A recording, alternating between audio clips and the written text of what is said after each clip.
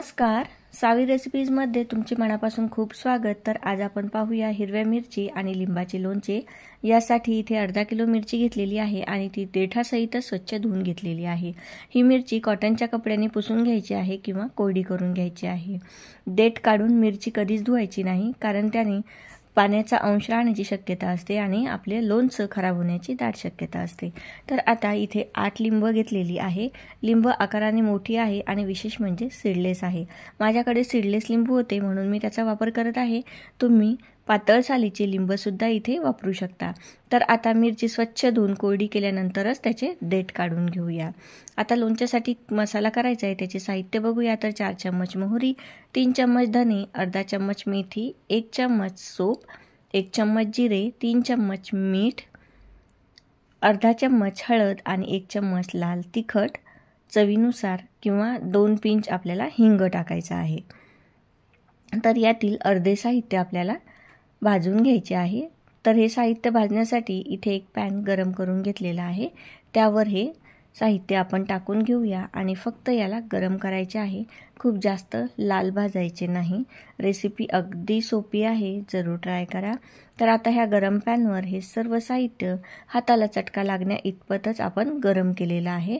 आता ते संपूर्णपणे थंड करून घ्यायचं आहे। गरम साहित्य कधीच मिक्सरच्या भांड्यात टाकायचं नाही।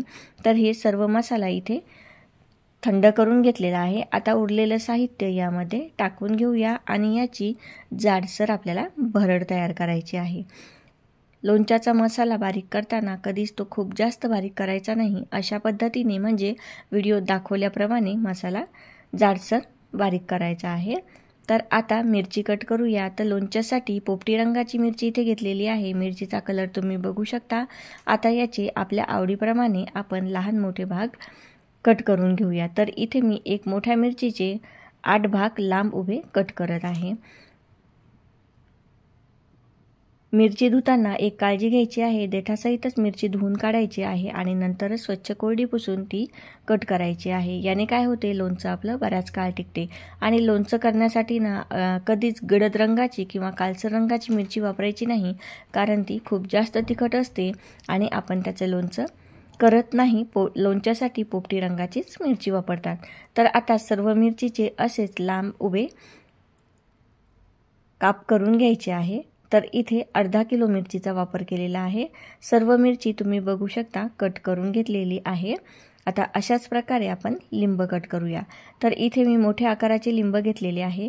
आता लिंबू चिरताना ते आडवं चिरायचं, म्हणजे त्यातील रस व्यवस्थित निघतो। उभं लिंबू कापलं तर त्यातील रस व्यवस्थित निघत नाही। आता लिंबू मोठे असल्यामुळे मी याचे 8 भाग करत आहे। अर्थातच लहान मोठे भाग आपण आपल्या आवडीनुसार करू शकतो। तर 8 लिंबातील 6 लिंब मी इथे कट करून घेतलेले आहे आणि 2 लिंबाचा रस यामध्ये करून टाकणार आहे। तर लिंबाच्या फोडी करताना त्यामधील जो रस असतो तो सुद्धा त्यामध्ये टाकून घ्यायचा आहे। यामुळे काय होतं, लिंब आणि मिरचीचं जे लोणचं आहे ते व्यवस्थित मुरतं। आता लोणच्याचा जो मसाला आपण तयार केला होता ना, तो संपूर्ण मसाला यामध्ये टाकून घ्यायचा आहे। अर्धा किलो मिरची आणि 8 लिंबासाठी हा मसाला परफेक्ट आहे। लोणचं खूप सोपं आहे आणि शिवाय चवीलाही खूप छान लागतं। तर तुम्ही जरूर ट्राय करा। सावी रेसिपीज या चॅनलवर जर आपण नवीन असाल तर चॅनलला जरूर सबस्क्राईब करा व सोबतचे बेल आयकॉन क्लिक करा, जेणेकरून नवनवीन रेसिपींचे अपडेट तुम्हाला वेळोवेळी भेटत राहतील। तर इथे मीडियम साईजच्या वाटीने 2 वाट्या तेल टाकलेलं आहे। आता हे तेल टाकायचं कसं, तर हे तेल कडकडीत गरम करायचं आणि संपूर्णपणे गार म्हणजेच थंड होऊ द्यायचं। नंतरच तेलाचा वापर लोणच्यात टाकायसाठी करायचा। कोमट तेल जर टाकलं ना तर लोणचं खराब होतं। आणि ज्या भांड्यामध्ये आपण लोणचं तयार करणार आहोत ते भांडंसुद्धा स्वच्छ धुतलेलं आणि कोरडं केलेलं असावं। मिरची कट करताना, लिंबू कट करताना जे आपण वापरणार आहोत म्हणजे कैची आणि चाकू, तर तो सुद्धा स्वच्छ धुतलेला असावा। तर लोणचं आपलं तयार आहे, जरूर ट्राय करा। रेसिपी कशी वाटली कमेंट करून नक्की सांगा। व्हिडिओ आवडला असेल तर लाईक करा। आजचा व्हिडिओ पाहिल्याबद्दल खूप खूप धन्यवाद।